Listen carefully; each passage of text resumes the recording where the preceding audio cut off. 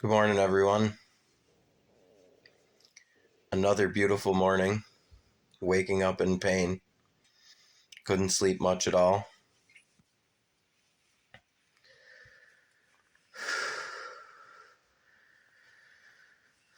The pain is pretty agonizing.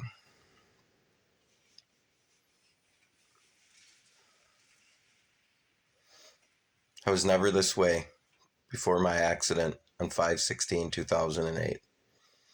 I never woke up in pain. I never hurt like this. I never could not sleep. I could never not rest.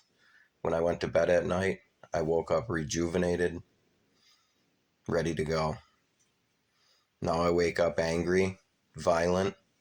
PTSD kicks in really bad. I cannot explain to you how bad my PTSD is. There's certain things that trigger it, and it causes me a lot of mental anguish and a lot of mental hurdles, should you say, or something I have to work through. It's unfair what someone else's actions did to me.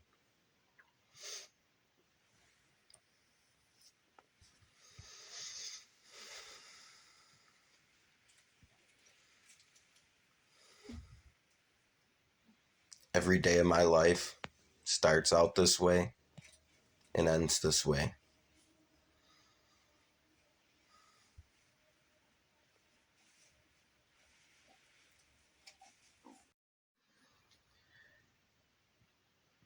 So is this quality of life that I live? This is all caused by someone else's negligence, recklessness, and carelessness. The actions that day have consistently caused me a lifetime of pain.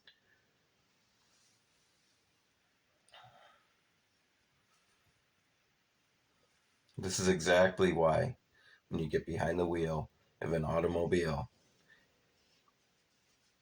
you must not be intoxicated. The consequences for your actions are lifelong and real.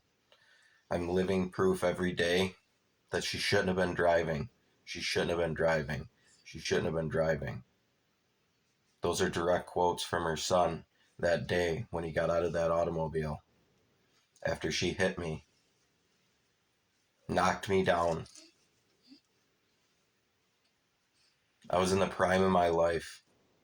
I was 25 years old, sole proprietor, doing what I love to do every day. Woke up with a skip in my step, excited to go to work, happy every day.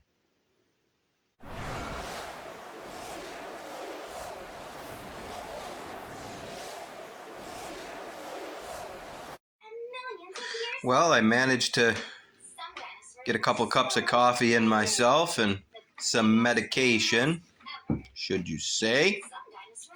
So now that I up and moving and my back's still bugging me pretty bad after my Father's Day, whenever I go to family functions or I go to church or 4th of July events, it really bugs my neck, especially the left side. Gives me migraines, gives me headaches so bad. The pain just starts burning in the back of my neck from obviously looking around, looking up, looking down, talking to people, moving around. For instance, in church, just that time where we're sitting and standing and kneeling, oh my, it hurts my back so bad. But I'll digress into what I'm talking about here today, and that's, what do you think should happen to an insurance company in New York State, that is, that violates the New York State Insurance Law 2601? It clearly states that you cannot practice in an unfair manner. So, let's just say an insurance company were to lie about the policy that they actually issue to their insured. So the insurance company has a policy out on one of their people. That person and that insurance company knows exactly what their umbrellas are. They know exactly what the policy states. It's a signed contract. Now, do you think they can go into New York State Supreme Court and falsify those documents and claim that their policy is less than what they actually issued to the defendant? Do you think that it's fair if they're allowed to falsify that information and unfairly present the case as a lower monetary value than they actually have at hand? I believe, and the law, I'll clip the law in here, 2601 New York State Insurance Law.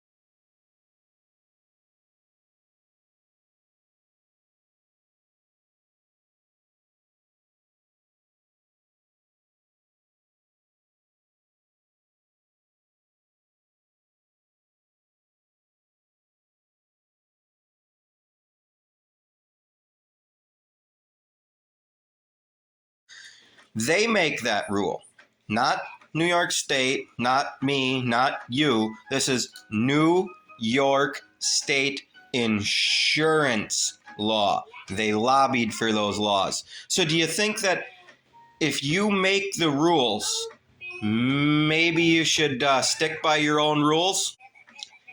And I think that something needs to be done about insurance companies that perpetuate this type of situation and use it as a business practice. I would call that corporate greed. How about you? When you know when you're doing it wrong and you're violating a law that you created, there has to be ramifications for that. Not just a fine. There needs to be something done about that. You can't just go around lying to a court system, huh? So let's look at this in a different manner. So if you were to have a known policy with a person, known, you know, they know, everyone knows what this is, and you go into court and you claim and you falsify and you put out the narrative that it is lower, 3, 4, 5, 8, 10 times or more lower than the actual policy that you issue or they issue. That's perjury of the court system. What do you think? So how is it fair that an insurance company can get away with this type of action? Well, I'm going for a little ride. Gonna head out and go do a couple of things with my wife, go do some errands, some running around. So I wanted to take a moment to say, as the summer heats up, as temperatures get a little warmer, I have a soap that my wife makes. Now, some of you may or may not know, but my wife is the owner of cannaworks.org, and you can go over there and get all sorts of non-CBD, non-THC soaps and chapsticks. What my wife has here is this Ecto Cooler. It's hemp seed oil saponified and scented with terpenes. No CBD, no THC, won't get you high, just gives you euphoria.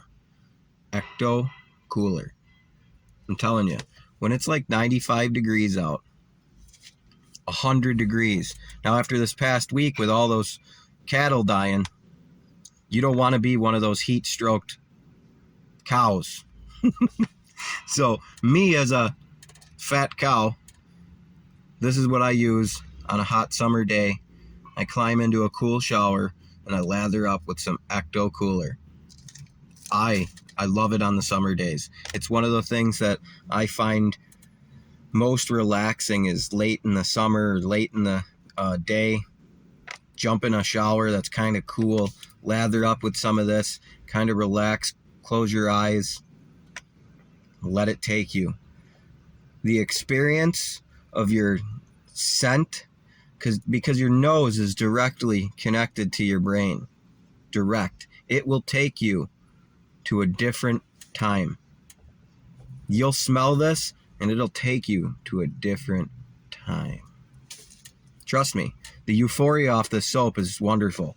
The cooling effects that you'll receive when you lather up, sit on your body, let the aroma, the air, let that air start to really like come into take deep breaths while you're doing it. And then after a while, you'll start to relax. You'll notice your heart rate comes down. You'll notice your anxiety starts to drop. It takes a couple minutes. Inhale, exhale. Inhale, hold, exhale, hold. Now that is money information. Get you some of that. Cannaworks.org.